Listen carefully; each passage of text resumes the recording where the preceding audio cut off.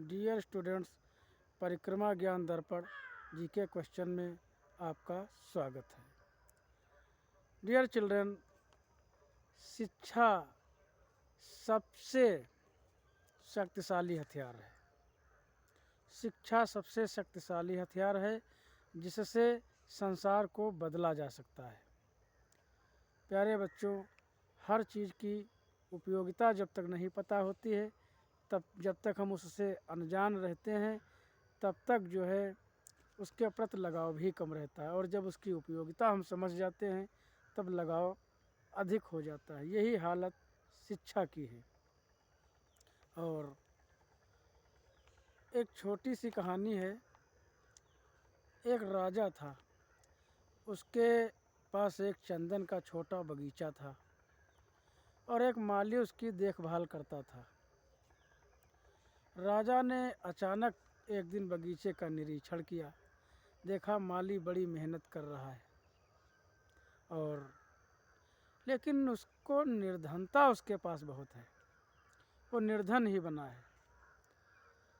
तो राजा ने सोचा इसको बाग ही दे देते हैं। तो राजा ने पूरा का पूरा चंदन का बाग दे दिया उसको। कहा, हम तुमको चंदन का बाग देते हैं और तुम जल्द ही धनवान हो जाओगे। राजा चले गए, लेकिन उस माली को चंदन की कीमत का पता नहीं था कि चंदन की कीमत क्या होती है। उसने जो है कोई उसका उपयोग नहीं किया। एक दिन राजा ने सोचा, चलो देखते हैं, माली को तो हमने चंदन का बाग दे दिया है, अब तो धनवान हो गया होगा, अब तो उसके अच्छे दिन आ गए होंगे। लेकिन जब राजा बाग में पहुंचा तो उसने देखा कि वही माली चंदन की लकड़ियों से रोटी सेंक रहा है। प्यारे बच्चों, उसका चंदन का तो महत्व ही नहीं पता था उसको, इसलिए वो रोटी सेंक रहा था। राजा ने सर पीट लिया, अब तो ये सुधरेगा नहीं। जब इसको इतना कीमती चंदन का बाग दे दिया, इसको तो पता ही नहीं है। प्यारे बच्चों, यही स्थिति हमारी शिक्षा की होती है। हम इसकी उपयोगिता समझते नहीं हैं, और जब हमको समझ में आ जाता है कि शिक्षा कितनी उपयोगी है, तब तो हम उसके प्रति मेहनत करना, जानना और सीखना प्रारंभ कर देते हैं। आइए जीके क्वेश्चन।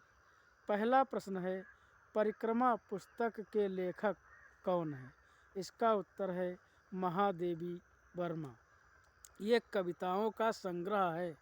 ये जो पुस्तक है, ये कविताओं का संग्रह है। प्रश्न 2, रसमृथि किसकी रचना है? इसका उत्तर है रामधारी सिंह दिनकर। और तीसरा प्रश्न है, चांद पर पहुंचने वाले प्रथम यात्री कौन थे? इसका उत्तर है नील आर्मस्ट्रांग। ये विवादित प्रश्न है थोड़ा। इसमें जो है राकेश शर्मा को कहा जाता है, लेकिन वास्तव में राकेश शर्मा अंतरिक्ष यात्री हैं, न कि चंद्रमा पर पहुंचने वाले। चौथा प्रश्न है, डिस्कवरी ऑफ इंडिया के लेखक कौन थे? इसका उत्तर है जवाहरलाल नेहरू। और अंतिम प्रश्न है, लौह पुरुष किसे कहा जाता है? इसका उत्तर है सरदार वल्लभ भाई पटेल। धन्यवाद बच्चों।